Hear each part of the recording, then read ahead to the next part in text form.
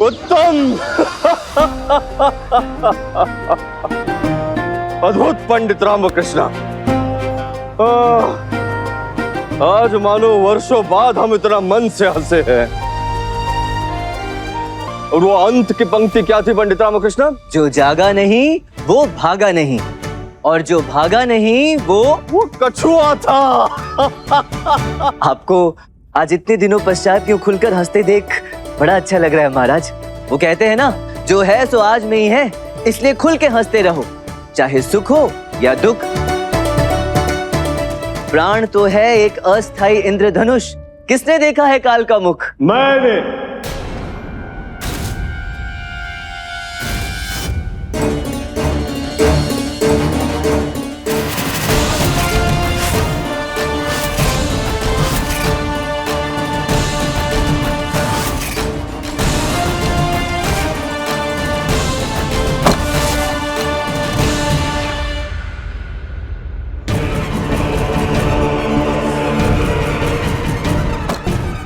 आप कौन है महाशय? वेशभूषा से तो आप कोई राहगीर लगते हैं। उचित कहा महाराज, राहगीर। और यह भी उचित है कि आपके राज्य का पथ भ्रष्ट होने वाला है।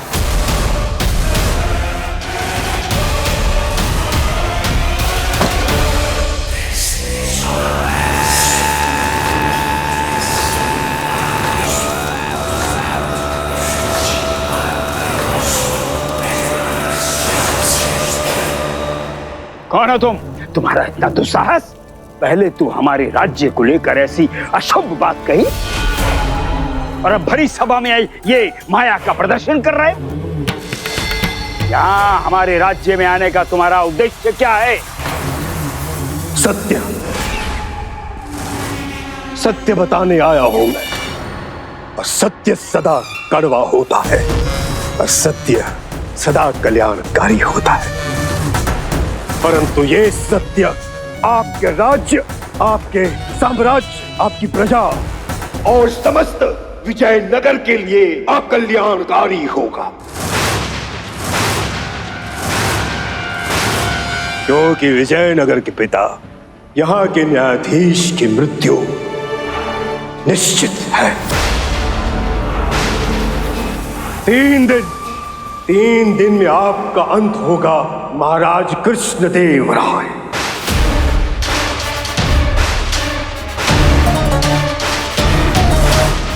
सैनिकों, बंदी बना दो इस मायावी को। तुम्हारा इतना दुस्साहस? महाराज के समक्ष खड़े होकर ऐसी अपमानजनक बात कर रहे हो तुम? सत्य से अवगत कराना मेरा कर्तव्य है, और मैं तो अपने कर्तव्य का पालन कर रहा हूं। छोड़ दो इन्हें। इस सत्य के पीछे का कारण और कैसे जानते हैं आप 3 दिन में हमारी मृत्यु होगी? मृत्यु ही तो है जो अटल है, सत्य है। सत्य बताने, आपको चेताने, कल दिखलाने, भविष्य से परिचित कराने आया है ये भौकाल। कुदरत ने जिसे भविष्य देखने की अद्भुत भेंट दी है, वो भौकाल। आज प्रातःकाल जब मैं मंदिर के बाहर भिक्षा मांग रहा था, तब आपने गरीबों को सोने की मुद्रा बांटना प्रारंभ किया। 2 मुद्राएं मेरे भी हिस्से में आई। मैंने एक मुद्रा को जलाया और आपका भविष्य देखा कि आपका अंत होने वाला है, और उसकी पुष्टि करने के लिए मैंने दूसरी मुद्रा आपके सामने जलाई अभी। तो आपको आने वाला कल दिखाई देता है? हाँ पंडित रामा, हाँ। और मुझे ये भी दिखाई पड़ चुका है कि ना तो आपको मेरी किसी बात पर भरोसा है, ना ही मुझे आप आसानी से छोड़ोगे। वैसे मैंने तो आपको कोई सोने की मुद्रा नहीं दी, फिर बिना जलाए आप ये सब कैसे जान गए अंतर्यामी महोदय? ये तो आपके दीपक जैसा मुख और अग्नि जैसी आंखें देखकर कोई भी बता सकता है। पर यदि हाँ, आप भी अपना भविष्य जानना चाहते हैं तो लाइए, आपका कोई सोने का आभूषण दीजिए, अभी बता देते हैं आपके तारों की चाल। और आपके भविष्य का हाल। आपकी वेशभूषा जितनी रोचक और विचित्र है, उतनी ही आपकी बातें भी हैं। अब सोने की माला तो है नहीं, ये पीतल का कड़ा है। जलने को ये भी जल सकता है, या आपको केवल सोने की मूल्यवान चीजें ही भाती हैं?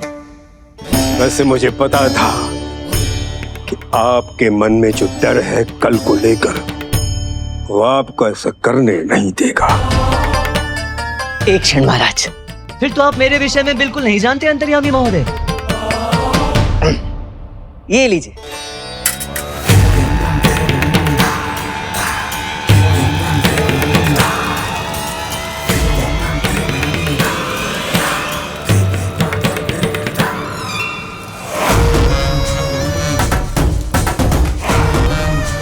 शारदा,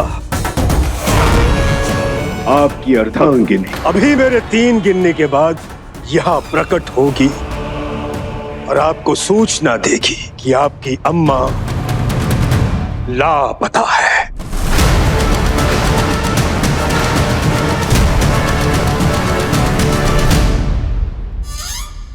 ऐसा तो संभव ही नहीं है।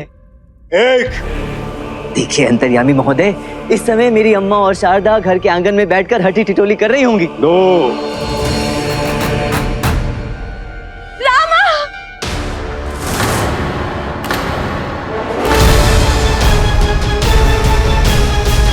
रामा अनर्थ हो गया, रामा अनर्थ हो गया।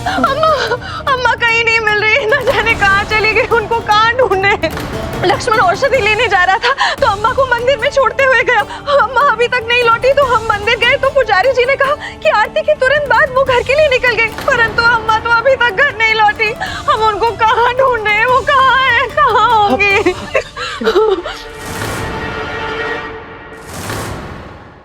यदि आप जानते थे कि पंडित रामकृष्ण की माता जी गायब होने वाली है, तो अवश्य आपको यह भी ज्ञात होगा कि वो कहाँ मिलेंगी, कहाँ खोजा जाए उन्हें। उसके लिए मुझे पंडित रामा की माता श्री का कोई आभूषण जलाना होगा।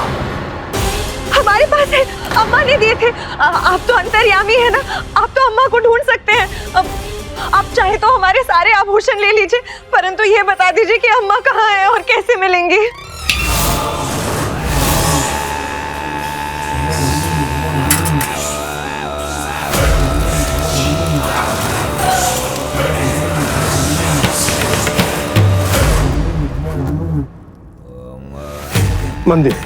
मंदिर के दक्षिण ओर 100 पथ की दूरी पर एक पेड़ है, जहां सूखी घास और चारे से भरी एक बैलगाड़ी है, जिसके पास पंडित रामा की अम्मा विश्राम कर रही है। पंडित रामकृष्ण, कोतवाल जी, जाइए, जाकर देखिए। जी महाराज। शारदा, मैं अम्मा को लेकर आता हूँ। हाँ?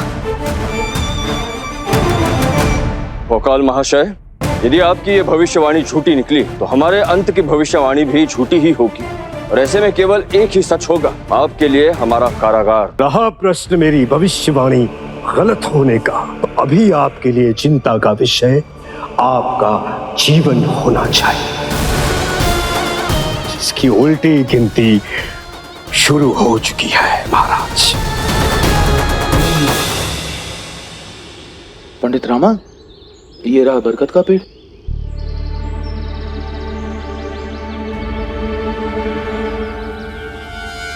और ये रही घास और चारे से भरी हुई बैलगाड़ी। आइए। अम्मा! पंडित रामा, उस मायावी की बात तो सत्य निकली। आप व्यर्थ संदेह कर रहे थे उस पर। किंतु ये संभव कैसे है कोतवाल महोदय कि माँ, अम्मा, ओ अम्मा,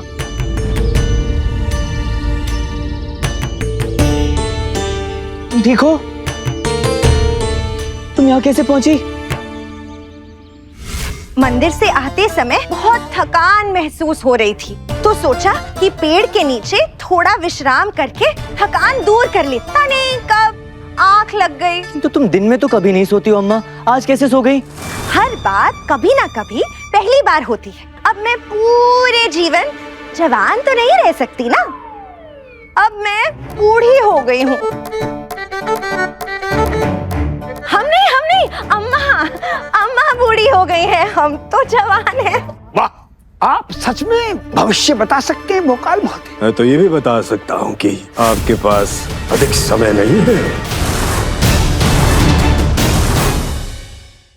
मतलब? राजगुरु बने रहने के लिए अधिक समय नहीं है। बहुत जल्द आपको सिंहासन मिलने वाला है। और यदि आपकी अनुमति हो तो लाइए आपका कोई सोने का आभूषण। अभी उसकी तिथि और समय भी बता देते हैं। हाँ, लीजिए, अवश्य लीजिए। हम जानते थे कि एक दिन हम अवश्य।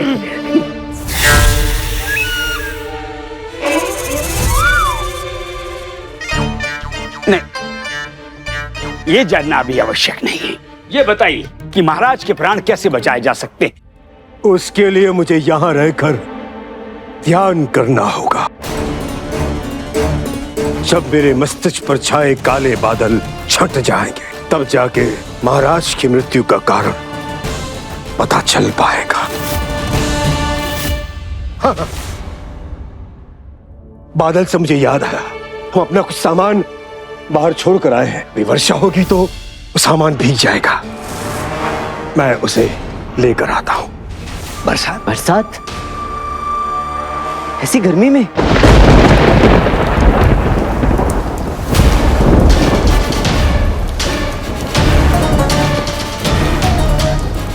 हे भगवान! अम्मा ने कहा था ना कि हर बात कभी न कभी पहली बार होती है। कैसे पता चला आपको? कुदरत की देन, कला भी और श्राप भी। किसी का जीवन बचाए तो किसी का मरण बताए। ये अद्भुत भेद भगवान की। महाराज, अगर आपकी अनुमति हो तो गुरुवर पंडित रामा और मैं आपसे अकेले में बात करना चाहते हैं। आपको कुछ नहीं होगा महाराज। हम किसी अपरिचित की बात का भरोसा तो नहीं कर सकते ना?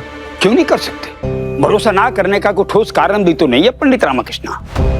महाराज, हमारा कहना ये है कि भोकाल की कही एक एक बात सत्य निकली है तो। गुरुवर, उसका ये आत्मविश्वास ही हमें इस प्रकार सोचने पर विवश कर रहा है।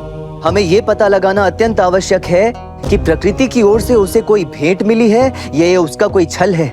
हमें ये बात बिल्कुल नहीं भूलनी चाहिए महाराज कि अपने भविष्यवाणी के कारण वो हमारे आभूषणों को जला रहा है। बेहद बेशकीमती बहुमूल्य आभूषण। मुझे तो इसके पीछे किसी बहुत बड़े षड्यंत्र की संभावना लगती है महाराज। वो सब तो ठीक है पंडित रामा, माना कि भोकाल हो सकता है हमारे साथ छल कर रहा है, पर अगर ऐसा ना हो तो तब क्या करेंगे? अब तक उनकी अन्य भविष्यवाणियां सत्य निकली हैं, तो अगर 1% भी महाराज पर की गई भविष्यवाणी सत्य निकली तब क्या करेंगे? महाराज, मुझे लगता है कि भोकाल को 3 दिन तक अतिथि गृह में रखना चाहिए ताकि हम उस पर निगरानी रख सकें और आपसे जुड़ी जो भविष्यवाणी की है उसे टालने का उपाय भी निकाल सकें। क्या लगता है पंडित रामकृष्ण, उचित रहेगा? जी महाराज, इस प्रकार हमें उस कपटी के कपट को पकड़ने का उपयुक्त समय भी मिल जाएगा और मैं 3 दिनों के भीतर आप सबके समक्ष ये सिद्ध भी कर दूंगा कि वो कोई अंतर्यामी नहीं अपितु एक कपटी मनुष्य है। भोकाल का अतिथि गृह में ठहरने का प्रबंध किया जाए।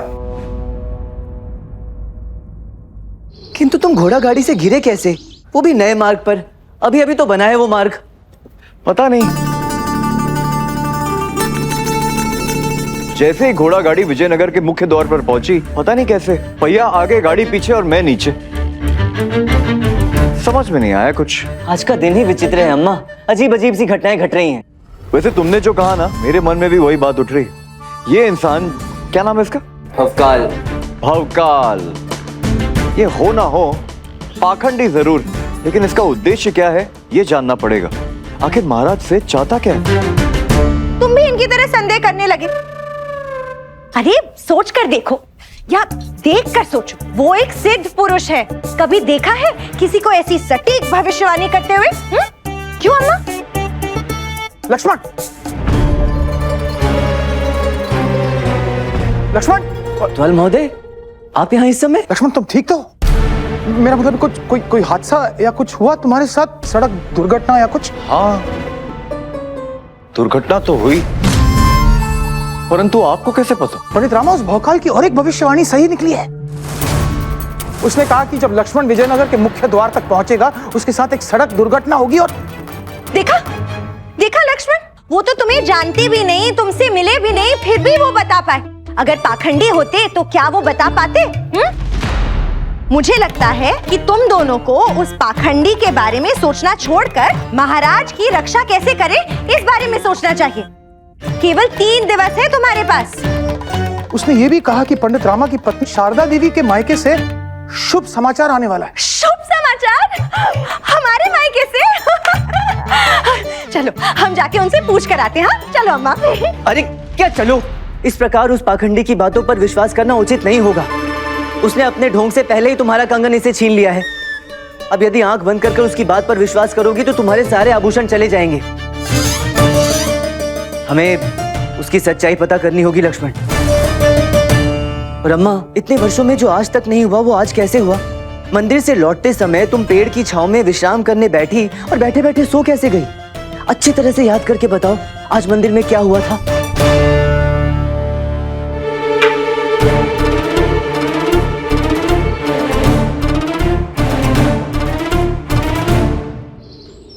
तीन दिन में हमारा अंत होगा ये तो आपने हमें बता दिया, परंतु हम आपसे ये समझना चाहते हैं कि हमारा अंत होगा कैसे।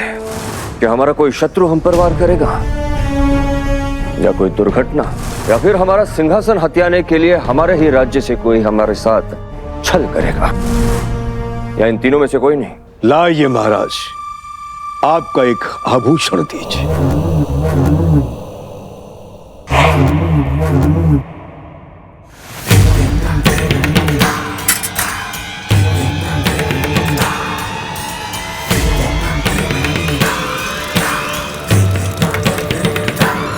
रुक जाओ भोकाल।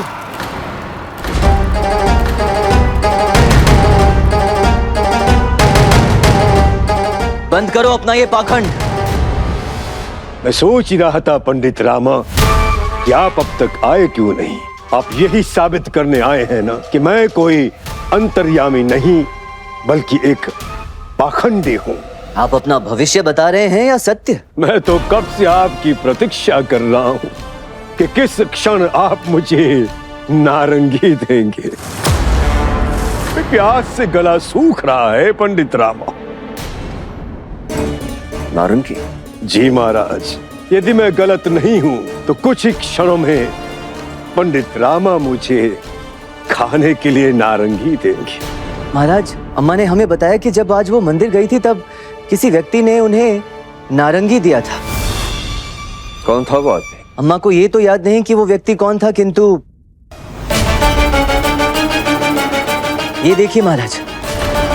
महाराज, अम्मा ने इसे आधा खाया और फिर छोड़ दिया, और फिर कुछ ऐसा हुआ जो कि कई वर्षों में कभी नहीं हुआ था। जी महाराज, अम्मा दिन में कभी भी विश्राम नहीं करती, किंतु आज उन्होंने दिन में विश्राम किया क्योंकि उन्होंने ये नारंगी खाई और इसे खाने के पश्चात वो मूर्छित हो गई।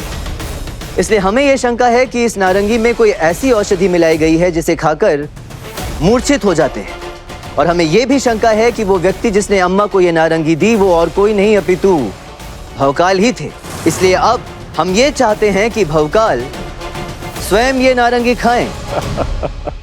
और खाने से पहले ही भोकाल ने बता दिया था कि आप उन पर संदेह करने वाले हैं, और आप संदेह कर रहे हैं। चिंता न करें गुरुवर, जिस प्रकार आपका और कोतवाल का भविष्य उज्जवल हाथों में है, उसी भांति हमारा भविष्य भी सुनिश्चित हाथों में है। लाइए पंडित रामा, ये नारंगी हमें दीजिए जिसमें आपके अनुसार हमने कोई औषधि मिलाई।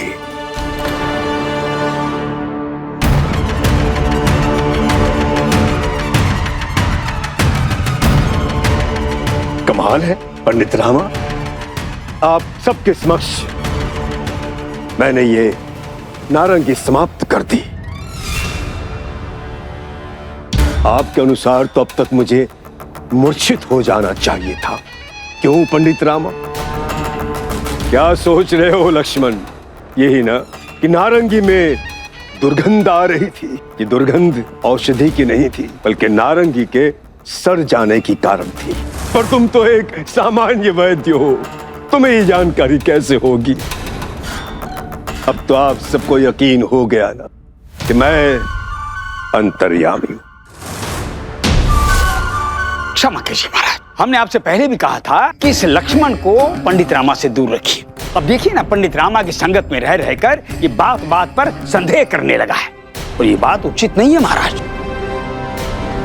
चिंता न करे गुरुवर, अधिक समय तक राम और लक्ष्मण घनिष्ठ मित्र बनकर नहीं रहेंगे। मैं देख सकता हूं कि शीघ्र ही ये दोनों एक दूसरे के रक्त के प्यासे हो जाएंगे।